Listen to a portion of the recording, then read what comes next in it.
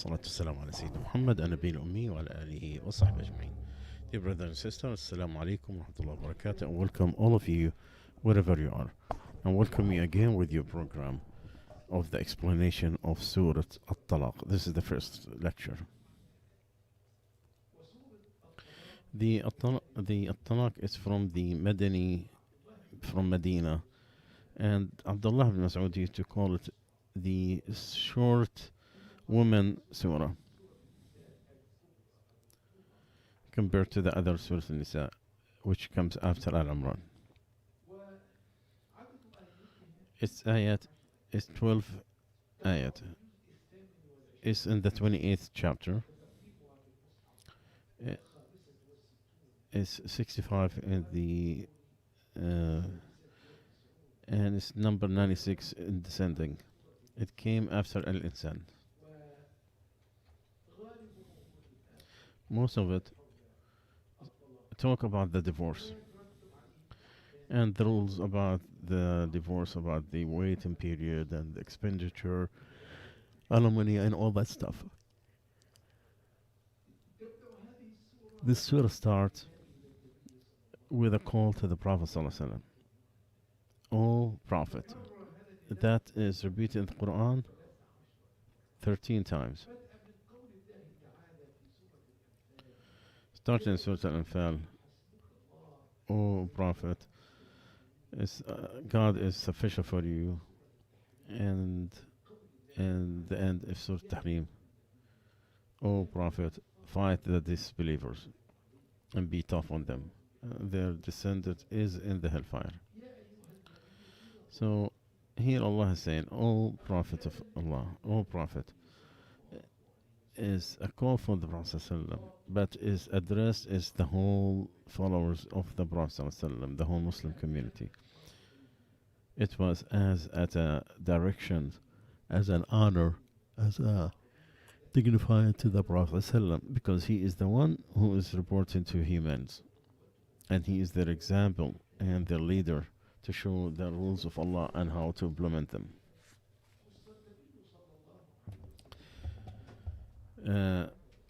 He was addressed in this address because he is the leader and their example, because of his head of the Muslims. I mean, if you wanted to divorce because in the past it was happened, like if you wanted to make the divorce, like Allah saying, if you read the Quran, ask Allah's refuge from the shaitan. So if you wanted to receive the Quran, make sure you do ask Allah's refuge from the shaitan. Or if you wanted to start with the prayer. So if here Allah is saying, if you wanted to divorce the woman, the meaning here, the ones that you already established marriage, the ones that already there was sexual intercourse, because Allah said, because Allah said in the other part of the Quran, if you divorce them and you haven't touched them, you have no iddah, there's no waiting period, and to let them go nicely.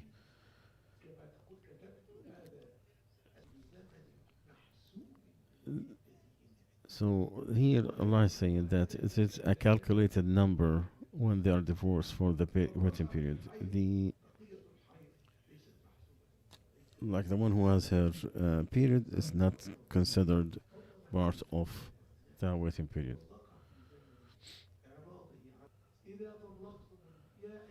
So, O Prophet, if you divorce the woman, then divorce him to their period, meaning you have to wait for the period and the time that you start counting it immediately.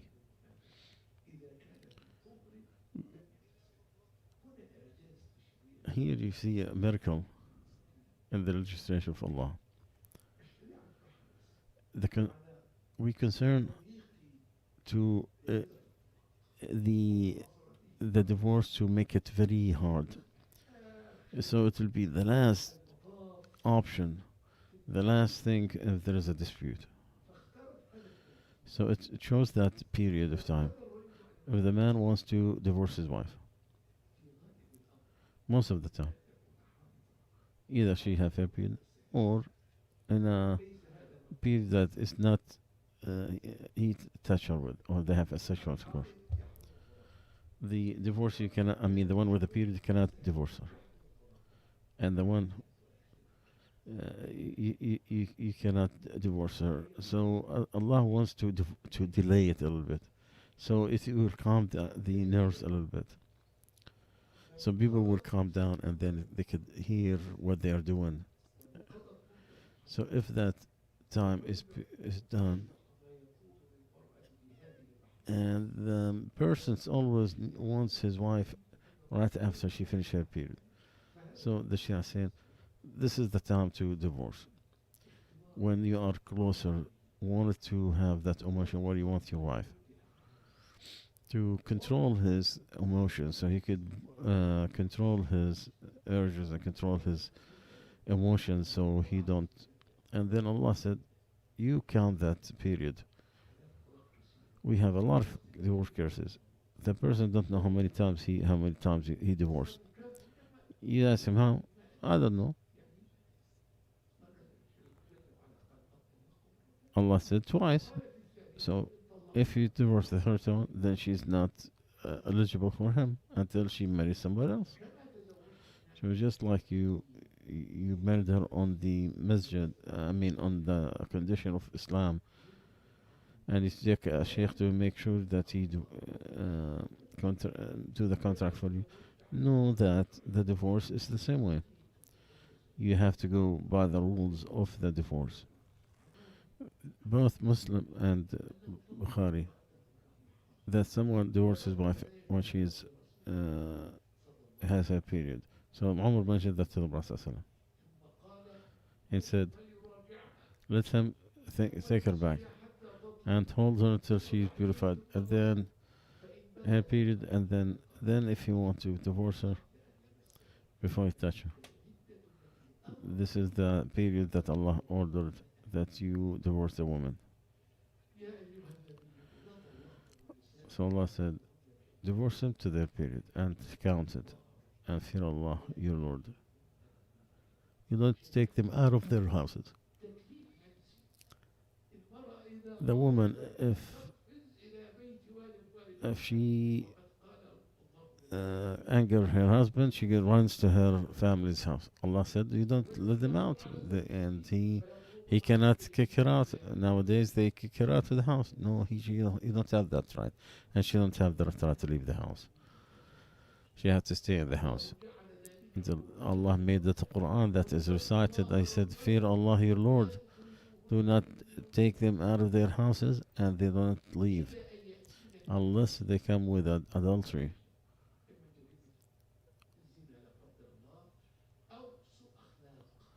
or like bad manners.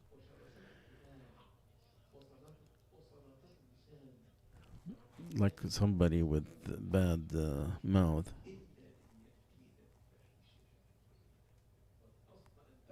So she's supposed to stay in her household, uh, and she's still a wife.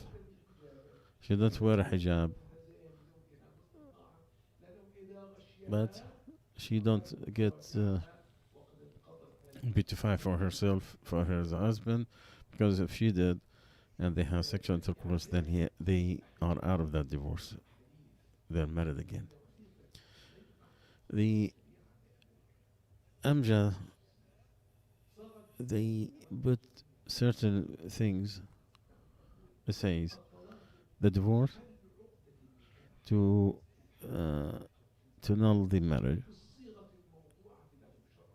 in the way that is allowed by Allah. And this is the last part of the dispute between the family, because Allah Azza wa Jalla wants to keep that family as much as possible and eliminate all the things that's going to separate. So the Islamic court will ask each one to come in to stress that the divorce of the woman, the righteous woman, with no reason, it is an aggression upon her. Because Allah said, if they obey you, do not over, do not transgress on them. Allah is high and big. And what is allowed? The one man divorced his wife once in a purification. He did not have sexual intercourse in it. Then it shows that during the period or time where he has sexual intercourse, or if they are in their period, if he divorced her again in that period, that is not is forbidden. So repeating it and repeat it in one area, if it meant that is the establishment, then it is counted. If not, then it will be only once. The Mufti can take the one who's asking a question.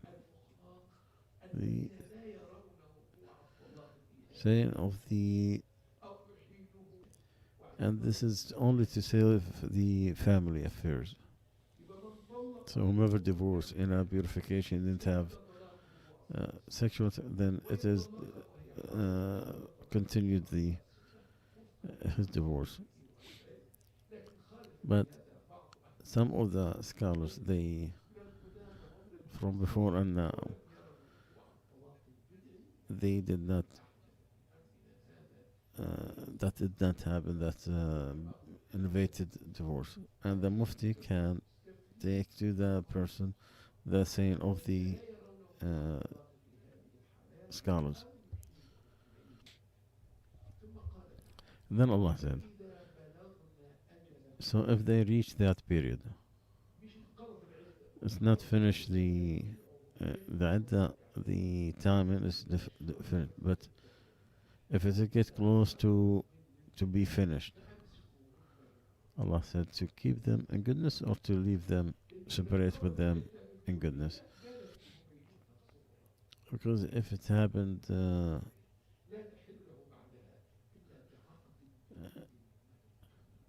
she would not be allowed to, after a second divorce, she cannot be permissible for him until she marries somebody else, a real marriage. And Allah said to take witnesses and keep the witnesses to Allah. Meaning you, if you, that's what you insist on. The man divorced her wife, and then he don't take witnesses on divorcing her or bringing her back. So you did it against the Sunnah of Rasulullah. So you divorced without Sunnah, and you took her without Sunnah. So make witnesses on this and do not do. Now, to come back, there's rules. Every divorce, except is come back, except the one that complete the third, and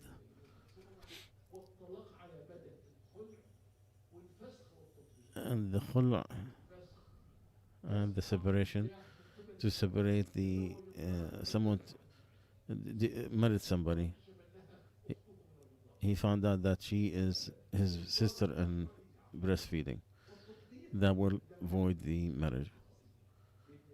And the court order also considered one. If it happened, so he has that control. He cannot turn her back except with the new contract. So every divorce that happens, that is allowed to come back, except the one that completes the third.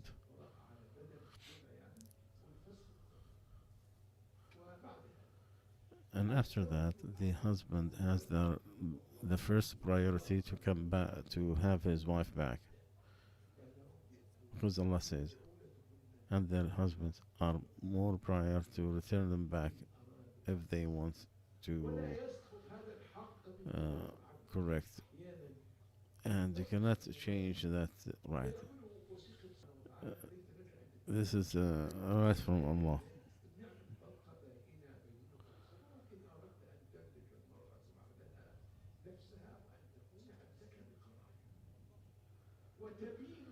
And the woman is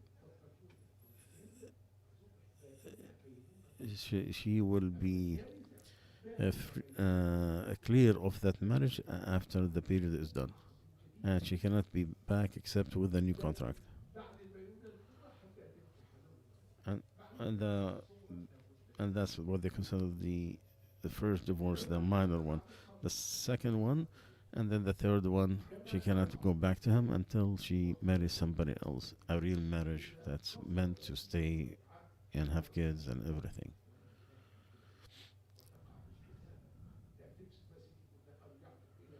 You cannot say, I take you back, or with the uh, indication. When it came back, you don't know, and she need to be known immediately, and there should be witnesses. It's recommended to have witnesses. So this is what Allah ordered to, which is the witnesses.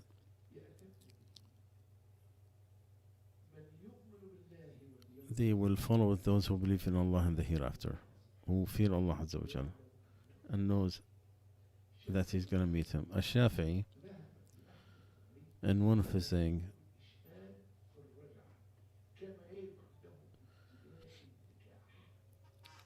the Shafi'i requires the witnesses, and so did some of the scholars. That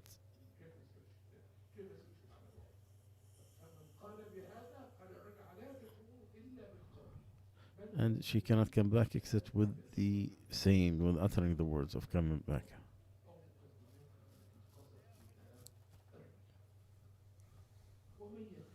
And whomever fear Allah, Allah will get him a way out. Whomever stuck with those rules, then Allah will find him a way out. Divorce twice.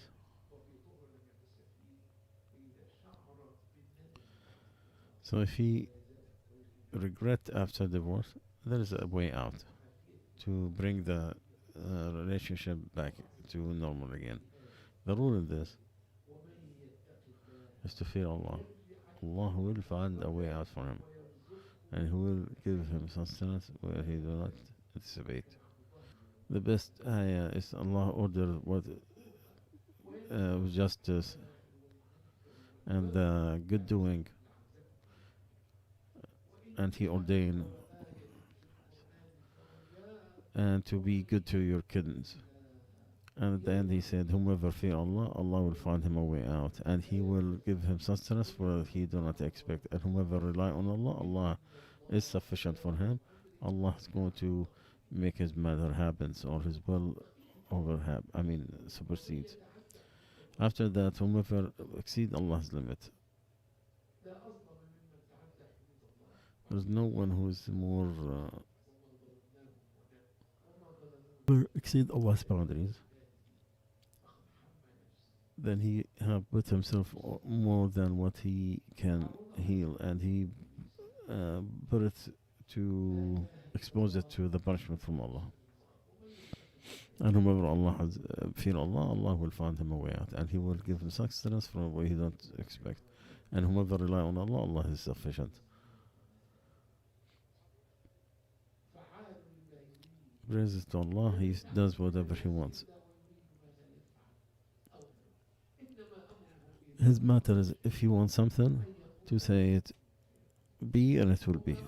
And His matter is something is like a blink of an eye. And nobody can compete with Allah Azza wa Jal. He is wise. His actions does not leave His wisdom.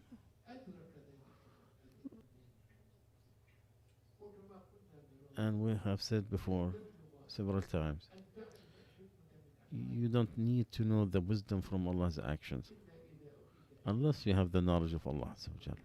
And there's no way you're gonna get even a fraction. So if you don't know His wisdom, just accept it like it is. And rely on Allah Azza wa Jal. And do not accuse Allah of your mistakes. Some of the people, they have words at the time of calamity where they as if they're saying, Rabbi, my God has done me wrong. Ibn Qayyim says,